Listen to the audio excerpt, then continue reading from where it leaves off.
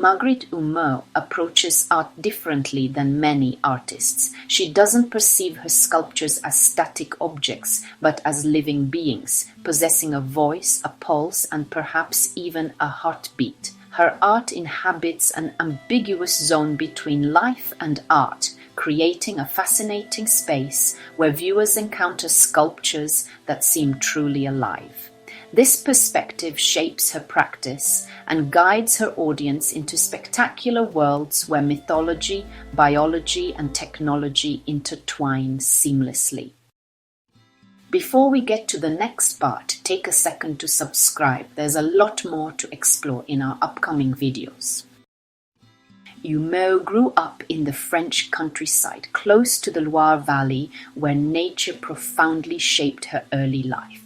Her mother, also an artist, introduced her to observing natural cycles closely, such as seasons, weather changes, and bird migrations. She recalls vividly how spring brought swallows and how landscapes transformed through seasonal cycles. These experiences instilled a deep sensitivity to natural rhythms, deeply influencing the subjects and methods of her later artistic practice. At age 25, Humeau faced a life-changing near-death experience following an accident. This event profoundly impacted her understanding of existence, prompting her to explore significant philosophical questions. What does it mean to live, physically and spiritually? What continues after death? Could existence transcend physical bodies? These existential questions were a turning point, taking her beyond traditional religious narratives.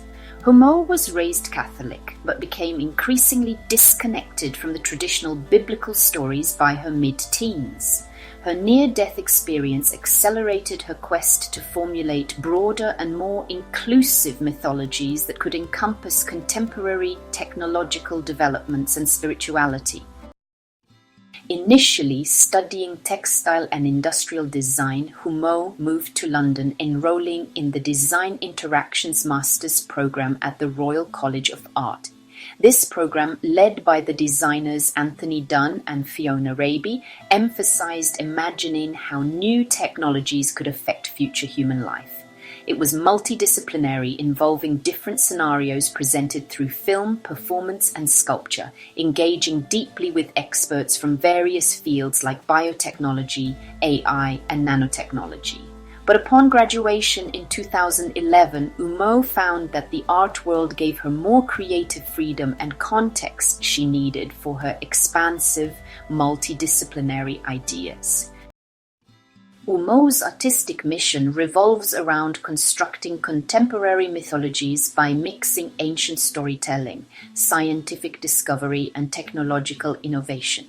She seeks new narratives to replace or augment traditional mythologies, exploring deeply resonant topics such as origins, evolution, and existential transformations. For instance, she resurrected the voice of Cleopatra, using modern technology to imagine what the queen might have sounded like. In another project, Humeau speculated about a world where elephants, rather than humans, evolved sophisticated emotional and spiritual rituals, effectively reshaping traditional notions of species hierarchy and cultural development. Interdisciplinary collaboration is central to Humeau's methodology. She works closely not only with scientists like anthropologists, paleontologists, and biologists, but also with unconventional experts such as clairvoyants, geomancers, palm readers, Reiki masters, and herbalists.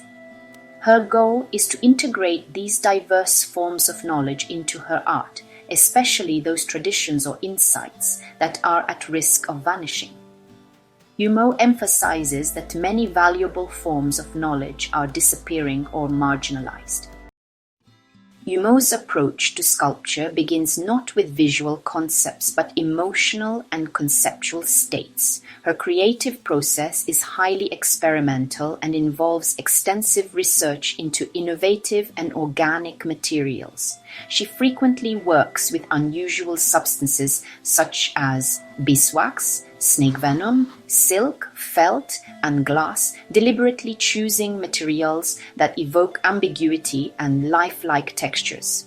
Her sculptures often appear simultaneously solid yet fragile, as if they could move or breathe at any moment. Technologically, Humeau employs three-dimensional modeling and coding software to generate complex forms inspired by natural and mythical creatures.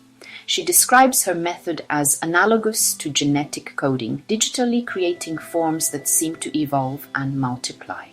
Humeau then assembles these digital elements into physical sculptures, carefully selecting and combining textures and materials to achieve precise emotional and sensory effects. One significant project exemplifying Humeau's environmental reflections is Horizons, a large-scale installation in Colorado's San Luis Valley. Responding directly to the region's extreme drought, Humeau created wind-activated sculptures and bird-like installations that functioned as divination instruments.